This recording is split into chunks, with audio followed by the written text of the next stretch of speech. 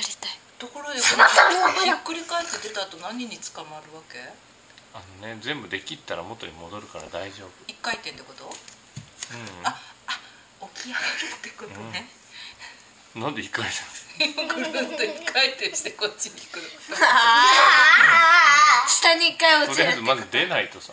そっか、まだ出てないのか。もうすぐ出たかと思ってた。ゆうちゃんそんなことやったら落ちちゃうよ。落ちる。ねえ、志保落としたいの？落ちたら大丈夫、そんなぐらいの風じゃ落ちないよ。だって外は風がいっぱい吹いてんだか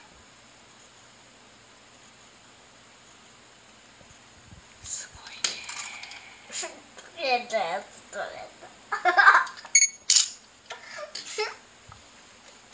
おじじ。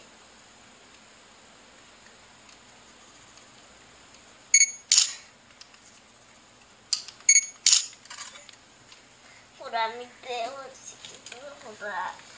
おちびそうにおじじっていう名前つける。キャラクターの名前だ。外から帰ってくるとこの部屋暑いね。何これ？体。で、カマキリどうするの？カマキリも写真撮ろう。もう餌あげたもん。浜田先生にちっちゃいバナナを取ってカマキリにあげてるんですって言ったら、かわいそうに